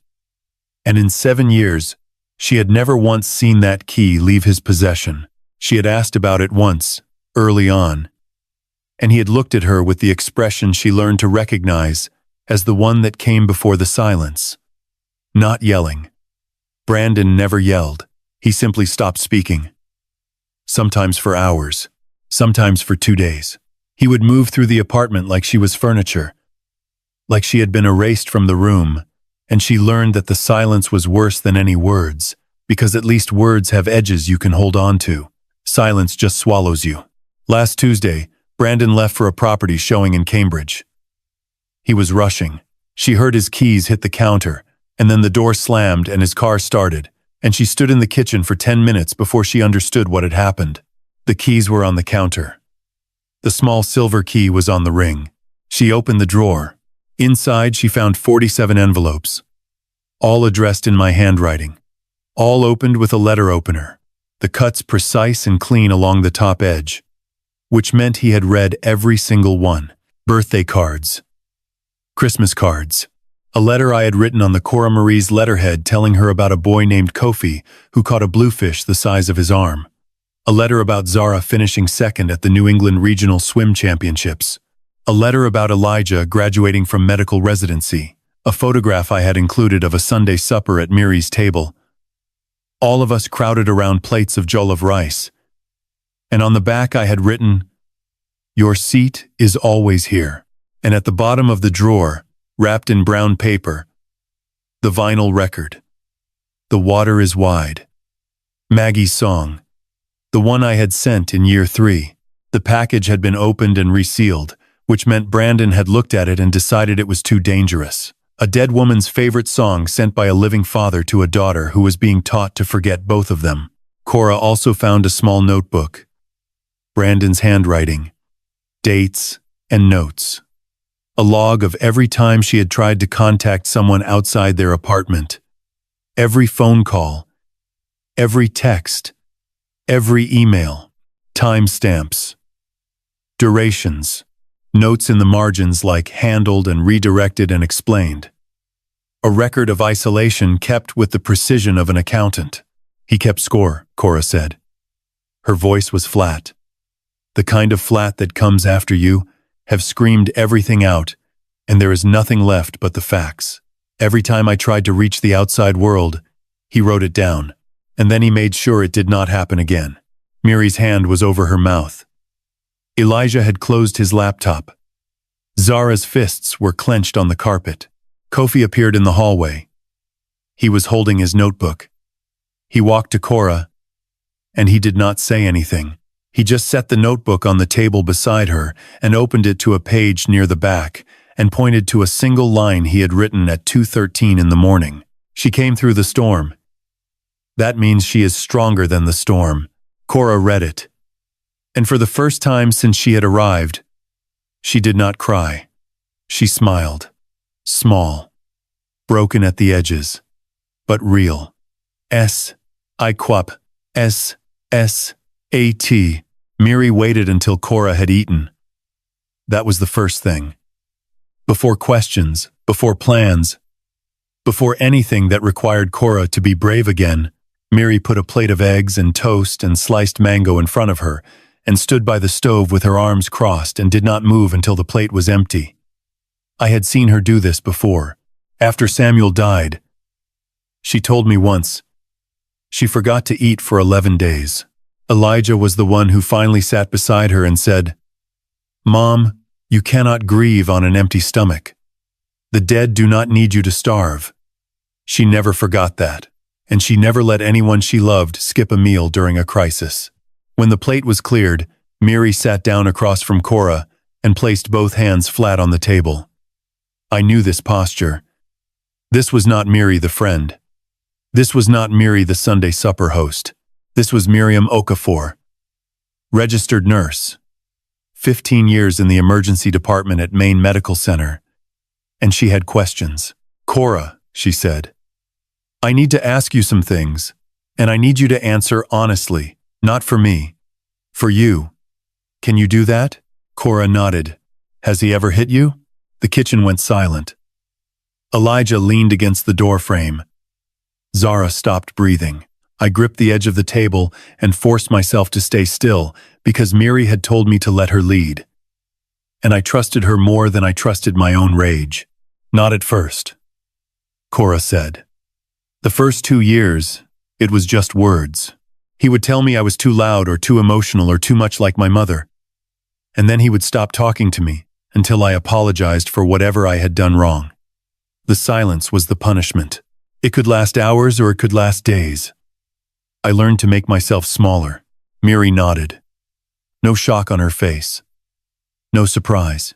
She had heard this script before, spoken by different women with different names in different examination rooms, and the words were always the same because the playbook never changes. When did it become physical? Year 3. He grabbed my wrist during an argument about my phone. He said I was texting too much. I was texting my coworker about a project deadline. He squeezed until I dropped the phone, and then he picked it up and deleted the conversation and looked at me and said, "See? Now there is nothing to argue about." The bruise lasted 2 weeks. I wore long sleeves. Miri's jaw tightened. And after that, it escalated. A shove into the bathroom door. A grip on my arm that left fingerprints. Once he threw a glass at the wall beside my head. Not at me. Beside me. He was very careful about that. He never left marks where anyone could see them. He knew where clothes would cover. I closed my eyes. Behind my eyelids, I could see Brandon at that Thanksgiving dinner, smiling across the table, cutting his turkey with precise, careful strokes, making a joke about the Patriots' losing season. I could see his hand on Cora's shoulder as they left. A hand that looked protective. A hand that knew exactly how much pressure to apply and where. Miri reached across the table and took Cora's hands the way I had taken them the night before. "I need to tell you something," she said. "What you are describing is a pattern. I have seen this pattern hundreds of times. The isolation comes first, then the silence, then the control of communication, then the physical escalation, always calculated, always deniable, and then the final stage, which is the erasure of your support system. Telling you your father is dead is not a lie. It is an amputation. He cut you off from the last person who could pull you out." Cora stared at her. "You talk like you have studied this.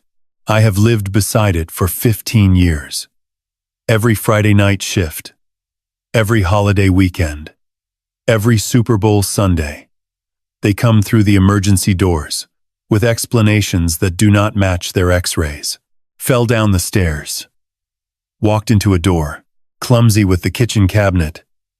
And their partners stand in the waiting room with perfect posture and concerned faces, and they say all the right things and sign all the right forms and drive them home to do it again."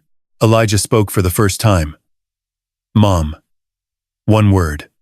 A warning and a permission. At the same time, Miri looked at her son. Something passed between them that did not need language. Then, she turned back to Cora. "You are not going back to that apartment. You are not going back to Boston. You are here now. And here is where you are going to stay, until we figure out the next step. I have a guest room that has been waiting for someone who needed it. And now it has a purpose." Cora looked at me. Her eyes asked the question her mouth could not form. "She means it," I said. "When Miri decides something, the universe adjusts." Zara snorted from the floor. "That is literally the most accurate thing anyone has ever said in this house." It broke the tension the way only Zara could. Cora almost laughed. Almost. The sound caught in her throat and turned into something between a breath and a sob, but her shoulders relaxed for the first time since I had walked through that door, and I took that as enough. Elijah closed his laptop and pulled out his phone. "I am calling the police," he said. "Not a question. A statement." The same voice he used when he told a patient what needed to happen next. Calm, direct, immovable. Not yet, Miri said. She held up one hand. First, we document.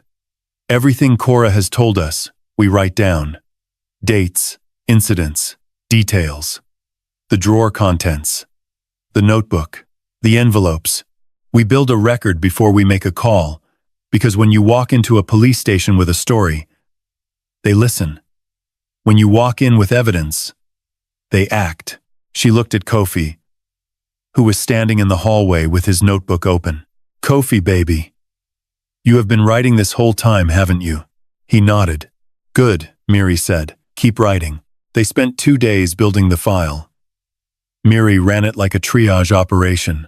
She cleared the kitchen table and covered it with notebook paper and sticky notes, and a timeline she drew in black marker on the back of a roll of butcher paper Zara brought from the garage. Elijah set up his laptop with a shared document and typed while Cora talked.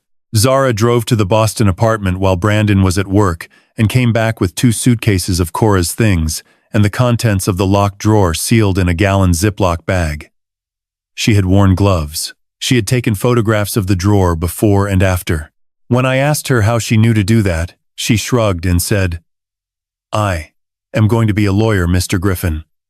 This is literally what I have been training for. The evidence filled the kitchen table. 47 envelopes arranged by date. The vinyl record still in its brown paper. Brandon's notebook with the surveillance log. Cora's medical records from a Boston urgent care, which Elijah helped her request electronically, showing 2 visits for a sprained wrist and 1 for bruised ribs, all attributed to household accidents. Photographs Cora had taken on her phone over the years and hidden in a locked album she thought Brandon did not know about. A screenshot of a text Brandon sent her the day he told her I was dead. It read, Your father passed this morning. Heart attack. I will handle the arrangements. You should rest. I read that text 4 times. Each time the words meant something different. The first time they were information. The second time they were a lie. The third time they were a weapon. The fourth time they were a confession. On the 3rd morning, Miri called Detective Aaron Tate at the Portland Police Department. Miri knew her from the emergency room. They had worked together on domestic cases before. The kind where the patient whispers the truth to the nurse because the nurse is the only person in the room the partner cannot control. Detective Tate arrived at Miri's house at 11 in the morning in an unmarked car. She was in her late 40s with short gray hair and reading glasses on a chain around her neck. And she carried a leather notebook that had seen more years than Kofi had been alive. She sat at the kitchen table across from Cora, and she did not rush. She did not interrupt. She asked questions in a voice so calm, it sounded like a lullaby for someone who had forgotten what safety felt like. And Cora answered everyone. The interview lasted 3 hours. Elijah's transcript ran 22 pages. Detective Tate examined the envelopes, the notebook, the medical records, the photographs. She held Brandon's surveillance log for a long time, turning pages slowly. And I watched her expression change from professional interest to something harder and colder. This is methodical, she said. This is not a man who lost his temper. This is a man who built a system. She explained the process. Portland PD would coordinate with Boston PD since the crimes occurred across state lines. A formal complaint would be filed.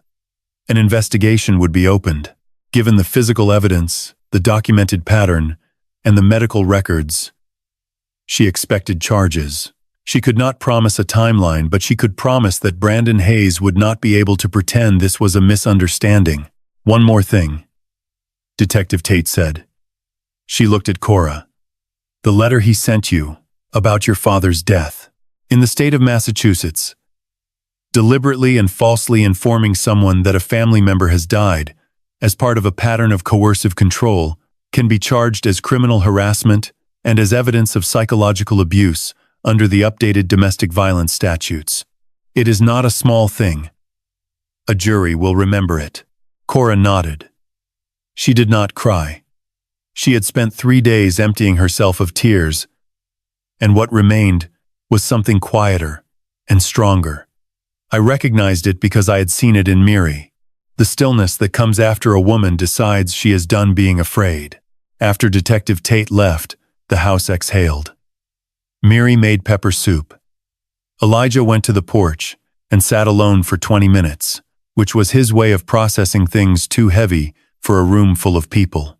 Zara put on a playlist of 90s R&B and turned it up loud enough that the bass rattled the kitchen window, which was her way of telling the universe that normal life was allowed to resume. Kofi brought his notebook to the kitchen table where the evidence had been and opened it to a fresh page and wrote the date and a single line. Today the table was used for something important. Before it held food. Today, it held the truth. I sat in Miri's living room with Cora beside me. The Lagos blanket was still around her shoulders. She had not taken it off in 3 days, and I did not think she would for a while. Some things become armor when you need them to. Dad, she said. Yeah, sweetheart. The letters you wrote. The ones about Kofi and Zara and Elijah and the Sunday suppers. Brandon read all of them. Every single one.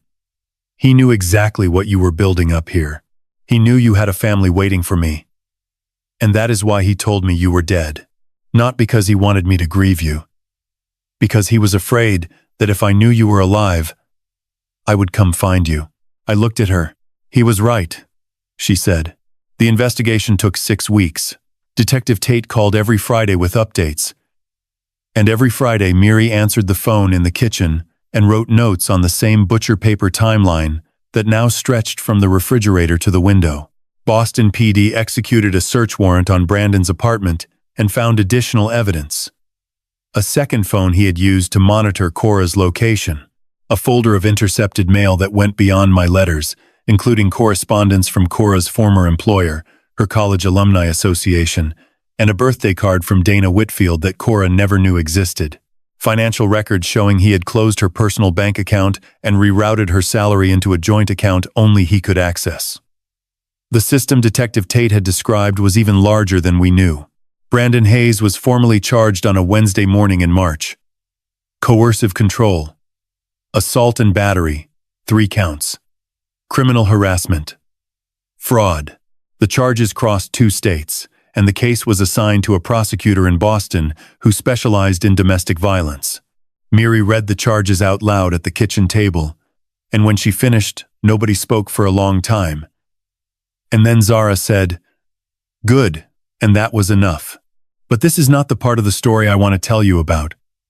The charges and the courts and the legal process. Those things happen the way they happen. Slowly, methodically. With paperwork and depositions and dates circled on calendars. Justice moved at its own speed, and we let it.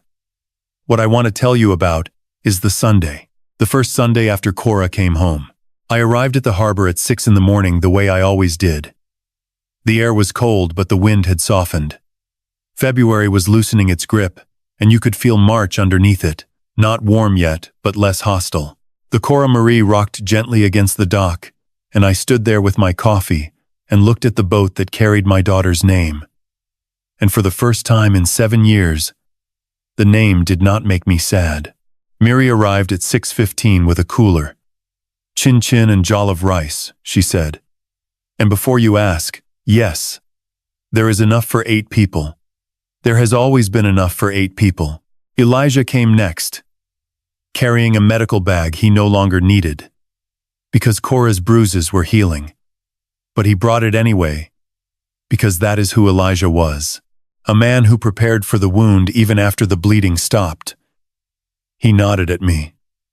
I nodded back. We had never needed many words between us, and we did not start now. Zara appeared in running shoes and a swimming parka with her hair still wet from a morning practice. She had qualified for the regional championship again. First place this time. She had not told anyone yet. She was saving it for the boat. I knew this because Kofi had texted me the night before with a single sentence. Zara has news, and she is going to pretend she does not. And then Kofi. 17 now. Taller than me. Still wearing the round glasses, still carrying the notebook. He had started a new one last month. Volume 14. He walked down the dock with his pen behind his ear and sat on the bow of the Cora Miri and opened to a fresh page and wrote the date and the weather and the names of everyone present the way he had done every Sunday for 7 years. The only name missing was Cora's. I heard her before I saw her. Footsteps on the dock. Slow, uncertain, the rhythm of someone walking towards something they are not sure they deserve. I turned, and she was there, wearing Miri's Lagos blanket over a heavy sweater, boots that Zara had lent her. Hair pulled back, eyes clear. She looked thin and tired, and uncertain, and she looked like my daughter. I do not know how to fish, she said. Neither did Kofi, I said. It took him 8 casts to get it right. 9. Kofi said without looking up from his notebook. You always forget the first one that went into the water backwards. Cora laughed. It was small and rough, and it sounded like a machine that had not been started in a long time. Rusted and reluctant. But it turned over, and it ran. Miri handed her a plate of chin-chin. Elijah gave her a life jacket without being asked. Zara moved to make room on the bench and said, Sit here. This is the spot where you can see Portland Headlight. Dad showed me. She caught herself on the word and looked at me, and I looked at her. And neither of us corrected it because it did not need correcting. I started the engine. The Cora Miri pulled away from the dock and moved out into Casco Bay, and the water was calm and the sky was gray and white, and the lighthouse stood in the distance, the way it always stood. Patient and steady, waiting for whoever needed it. Kofi wrote something in his notebook. I did not ask what. He would show me later, the way he always did. Leaving the notebook open on the kitchen counter, where I would find it while washing dishes. But I learned afterward what he wrote that morning. The first entry in volume 14 with all 7 names listed. Sunday. February. Partly cloudy. Wind from the southwest at 8 knots. Everyone is here. The boat is full. I do not think the fish will mind. I looked at my daughter sitting on the bow of a boat named after her, eating chin-chin made by a woman she had known for 6 days, wearing a blanket that belonged to a dead fisherman from Lagos, surrounded by a family that had been assembled not by blood, but by jollof rice and Sunday mornings, and the stubborn refusal to eat alone. And I thought about Maggie, and I thought about the lighthouse, and I thought about every card I sent to an address that no longer existed, and every voicemail I left on a phone that had been disconnected, and every Sunday I showed up at this harbor, hoping that one day the empty seat would not be empty. The seat was not empty. I am going to tell you something about lighthouses that most people get wrong. They think a lighthouse exists to warn you away from danger. That is only half true. A lighthouse does not push you back. It pulls you forward. It says, there is something solid here. There is ground beneath this light. Come toward it. You will not break against these rocks, because I am standing on them, and I am still here. I think about that now. Sitting on the porch of my house in Cape Elizabeth, with a cup of coffee, going cold in my hands, and the sound of the ocean doing what the ocean always does. 7 years. That is how long it took. 7 years of Sunday. Suppers and jollof rice and Kofi's notebooks and Zara's swim meets and Elijah's quiet nods across the engine of a boat that carried my daughter's name through water. She had never touched until the MB day she finally came home. Brandon Hayes was convicted 14 months after his arrest. Coercive control, 3 counts of assault, criminal harassment, fraud, and financial exploitation. The trial lasted 9 days. Cora testified on the 4th day. She wore a blue dress Miri had picked out, and she sat in that witness chair and spoke for 2 hours and 17 minutes without stopping. And when she was done, the courtroom was silent. The way the ocean is silent before a storm, except this time the storm had already passed, and what remained was just the truth sitting in the open air where everyone could see it. The jury deliberated for 6 hours. Guilty on all counts. Brandon's lawyer filed an appeal. It was denied. He was sentenced to 8 years. When the judge read the verdict, Cora did not cry. She turned around in her seat and looked at me and Miri and Elijah and Zara and Kofi sitting in the second row, and she nodded once. Just once. And that was enough. Cora lives in South Portland now. She rents an apartment 4 blocks from Miri's house, close enough to walk but far enough to have her own kitchen, and her own silence, and her own mornings. She started working again last fall, marketing consultant for a small firm in Portland that builds websites for local businesses. She is good at it. She was always good at it. Brandon just made her forget.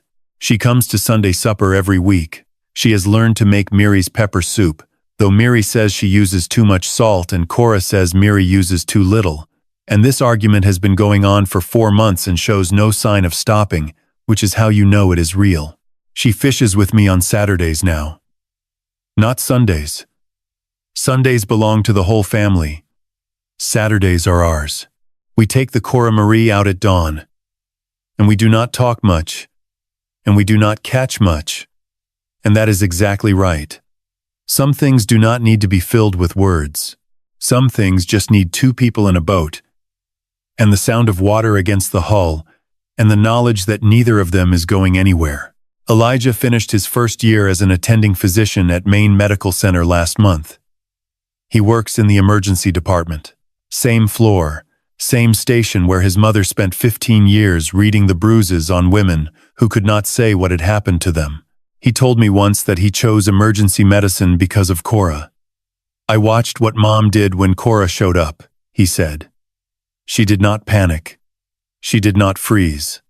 She assessed. She planned. She acted. I want to be that person for someone else. He paused. You taught me the other half. How to sit with someone in pain and not try to fix it. Just be there. That is harder than any surgery. Zara won the New England Regional Swimming Championship in March. First place. She called me from the pool deck, dripping wet, screaming so loud I had to hold the phone away from my ear. I told you, she yelled. I told you I could see what first place looked like. She is applying to law school this fall. Boston University. She says she wants to prosecute domestic violence cases. She says she has been preparing for this her entire life. I believe her. God help anyone who sits across a courtroom from Zara Okafor. Kofi is 18. He graduated from high school last June. Valedictorian. His speech was 4 minutes long, and he read it from volume 14 of his notebook, and the entire auditorium was crying by the second paragraph. He has been accepted to the University of Maine for creative writing. He told me he wants to write stories about ordinary people who do extraordinary things without knowing they are doing them. I asked him what kind of stories those were. He looked at me over those round glasses and said, Yours, Mr. Griffin. Stories like yours. Miri is Miri.